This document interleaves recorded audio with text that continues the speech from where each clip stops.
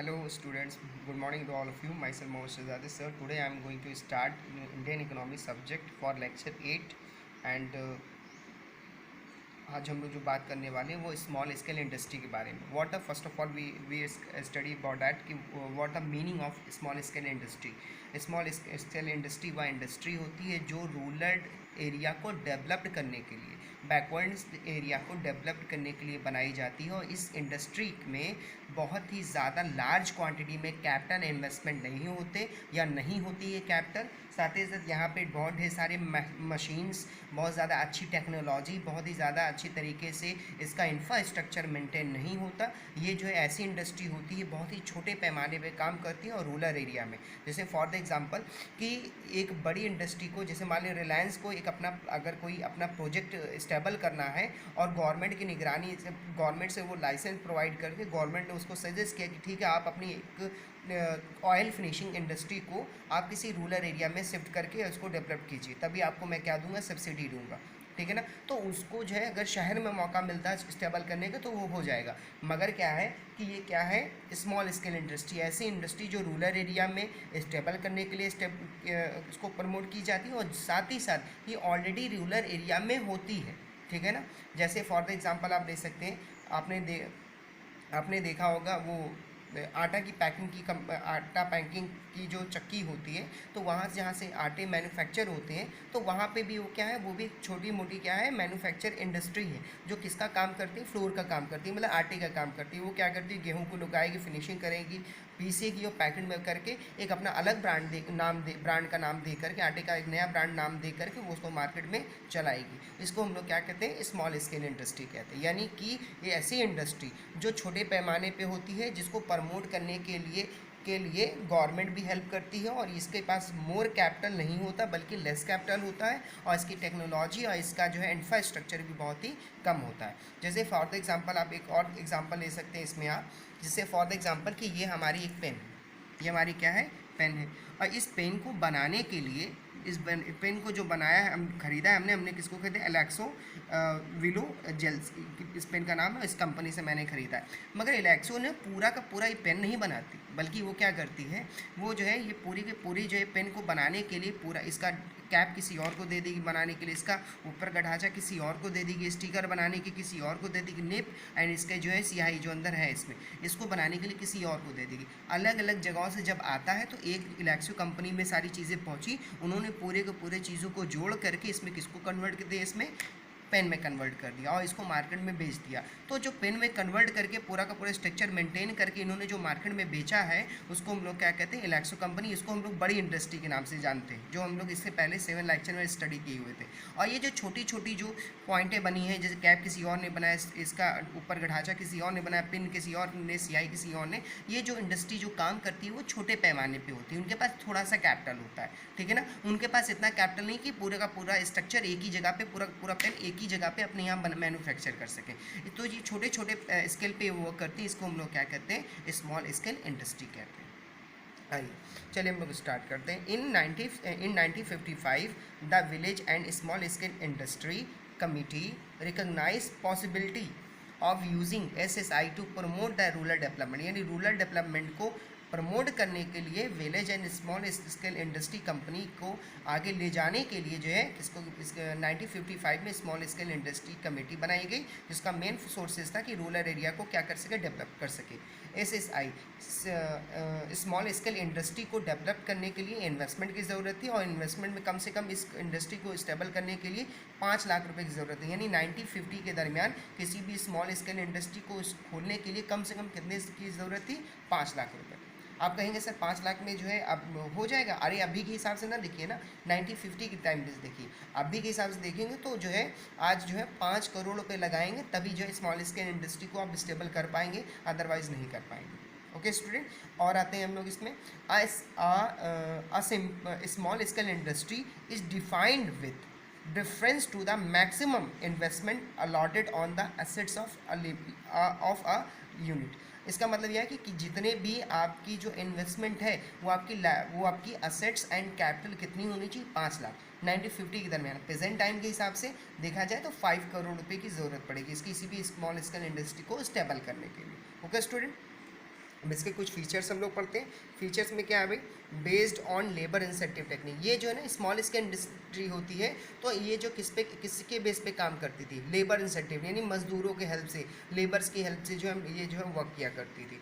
अब ये बताइए हमने कितनी टेक्निक्स बताई थी आपको, जल्दी जल्दी, हाँ सोच लीजिए। आपको मैंने 2 टेक्निक बताई थी, labour incentive technique, capital incentive technique, ठीक है ना। तो ये हम लोग इसमें लेबर इंसेंटिव टेक्निक से हेल्प करेंगे, और इंडस्ट्रियल सेक्टर में हम लोग लेबर एंड कैपिटल से दोनों से काम करते हैं। फिर आइए, प्रमोट्स बैलेंस रिकॉग्नाइज ग्रोथ। अब क्या होता है कि हर सेक्टर को हम ग्रोथ प्रोवाइड करेंगे। जैसे फॉर द एग्जांपल, पूरी कंपनी है, एक पूरी इंडस्ट्री है, तो ठीक है, तो पेन बनाने की पूरी एक इंडस्ट्री जो बनकर पेन निकल के आएगा, ठीक है ना। तो अब क्या हुआ कि पॉइंटर किसी और को दे दिया, पेन बनाने, वो स्याही बनाने का जो है काम किसी और को दे दिया, स्ट्रक्चर बनाने का काम किसी और को दे दिया, तो हर इस सेक्टर को क्या मिलेगा, हर छोटे छोटे स्मॉल स्केल इंडस्ट्री को क्या मिलेगी, ग्रोथ मिलेगी, तो आराम से वो कर सकते हैं। तो यही इसीलिए यहाँ पे पॉइंट है, प्रमोट्स बैलेंस रिकग्नाइज ग्रोथ, हर किसी का ग्रोथ हो सके। फिर है प्रमोट इक्विटी। अब क्या है कि बड़ी और छोटी इंडस्ट्री दोनों को प्रमोट करना है आपको।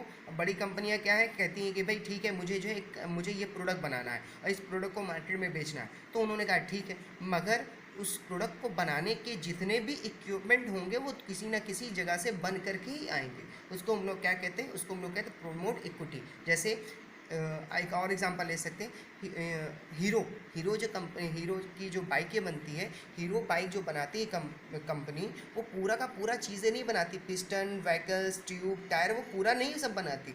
वो उसने क्या किया, जितने भी बॉडी के बाइक के इसके पार्ट्स हैं, स्क्रू से लेकर नट बोल्ट से लेकर उसके जो है मशीन इंजन तक, हर को बनाने का जो वर्क है हर इंडस्ट्री को, छोटे छोटे इंडस्ट्री को उसने दे दिया, और पूरे के पूरे जो प्रोडक्ट बन करके आते हैं, तो अब हीरो जो है अपने यहाँ उसको क्या करता है, असेंबल करता है, मतलब नट बोल्ट से लेकर के मशीन तक उसको अपने यहाँ ही जोड़ता है, और जोड़ करके अपना ब्रांड का नाम देता है हीरो, और फिर इसको मार्केट में क्या करता है, वो बेचता है। तो हर किसी का इसमें क्या हो रहा है, फ़ायदा हो रहा है। यहाँ पे बड़ी कंपनियों को भी फ़ायदा होगा और छोटी कंपनियों को ऑलमोस्ट फ़ायदा होगा। तो प्रमोट इक्विटी, हर किसी का एक प्रमोशन इक्विटी बेस पे होना चाहिए।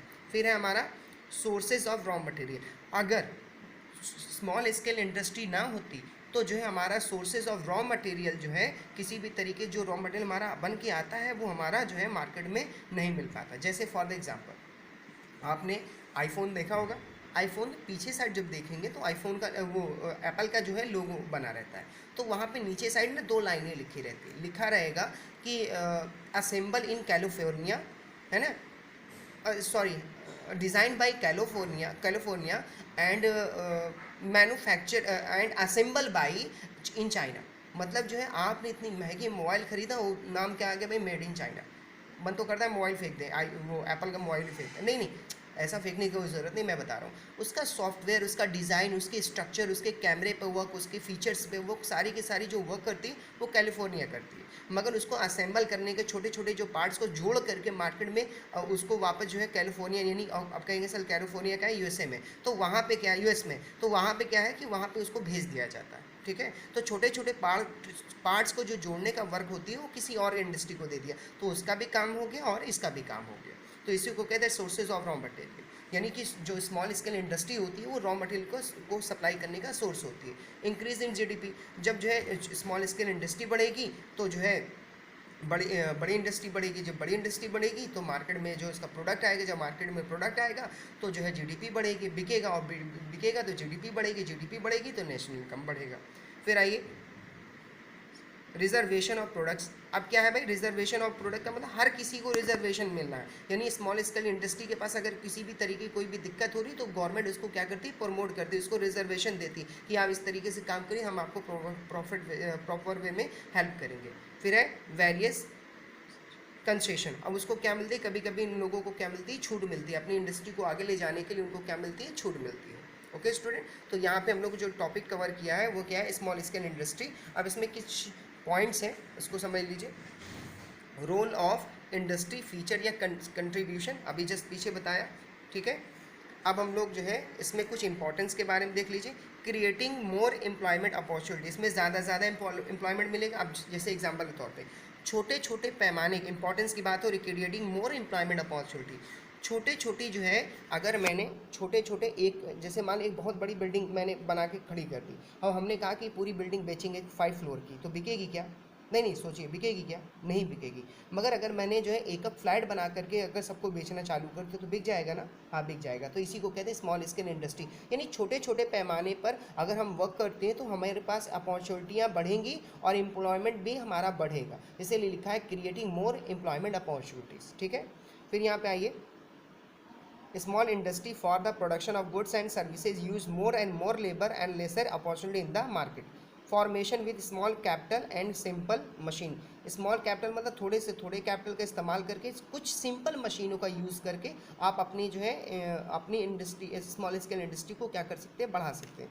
यहाँ पे लिखा है cottage and small scale industry, दिख रहा है, started with small capital and simple machine can be owned management and controlled by middle income people. Okay student, चलिए अब आते हैं lower degree of small scale required. These industries have simple technology, इस ये industry के पास क्या है, simple technology. They do not required higher degree. जो भी जो है स्मॉल स्केल जो इंडस्ट्री होती है ना, उसको चलाने का बहुत ही जो है एमबीए और जो है कि डिग्री वगैरह ज़रूरी नहीं होता। आपको जो है सिंपल वे में कोई भी आप डिग्री ले लीजिए, आप चाहे हो चाहे ना हो, आपको चलाने का तरीका पता होना चाहिए, ठीक है ना। इसको डिग्री की इसमें कोई ज़रूरत नहीं होती। अब आते हैं इसके प्रॉब्लम्स के बारे में। Problem of small scale industry, problem of licensing. सबसे पहला ये बात होती है कि इसको लाइसेंस कौन प्रोवाइड करेगा। लाइसेंस प्रोवाइड करने के लिए आपको किससे हेल्प लेनी पड़ती है, किससे मिलना पड़ता है, गवर्नमेंट से मिलना पड़ता है। और गवर्नमेंट जो ढेर सारे शेड्यूल के बेस पे बताती है ये शर्तें इनको पूरा कीजिए, ये कंडीशन इनको पूरा कीजिए, तभी आपको लाइसेंस प्रोवाइड होगा। पर प्रॉब्लम ऑफ फाइनेंस, कभी कभी क्या होता है स्मॉल स्केल इंडस्ट्री को चलाने के लिए फाइनेंस की ज़रूरत होती है। सर आप कहेंगे सर 5 लाख रुपए कौन ज़रूरत थी, अरे आपकी आज के हिसाब से 5 लाख रुपए नहीं है ना कुछ, उस वक्त जो है बहुत ज़्यादा इंपॉर्टेंट रखते थे। 5 लाख रुपये उस टाइम में 5 करोड़ 5 के हिसाब से 5 करोड़ के हिसाब से हुआ करता था। प्रॉब्लम ऑफ मार्केटिंग, आपको एक प्रॉब्लम ये भी होती थी, जो भी प्रोडक्ट बना लेते थे उसको कहाँ पे बेचें हम, ठीक है ना, उसको कहाँ पे हम लोग सोल्ड करें, तो ये प्रॉब्लम ऑफ मार्केटिंग के बारे में। ओके स्टूडेंट्स, अगर किसी को किसी भी तरीके से इसमें क्वेरी होगी तो पूछ लेगा। अब नेक्स्ट एंड लास्ट टॉपिक होगा फॉरेन ट्रेड, वो हम लोग नेक्स्ट लेक्चर में कवर करके ये पूरा का पूरा सेकंड चैप्टर कवर कर लेंगे। पहला chapter Indian economy on the eve of independence, second chapter Indian economy 1950 to 1990। अब जो चैप्टर आने वाला भाई वो एग्ज़ाम के पॉइंट ऑफ व्यू से बहुत बहुत बहुत इंपॉर्टेंट है। और चैप्टर का नाम क्या है देख लीजिए ज़रा सा, लिबरलाइजेशन, प्राइवेटाइजेशन एंड ग्लोबलाइजेशन। इसको हटा दीजिए, ये नहीं है, इसको कहते हैं एलपीजी, हिंदुस्तान वो लिमिटेड पेट्रोलियम गैस, नहीं भाई, इसका नाम है लिबरलाइजेशन, प्राइवेटाइजेशन, ग्लोबलाइजेशन। हम लोग नेक्स्ट जब चैप्टर स्टार्ट करेंगे थर्ड उसमें कवर करेंगे।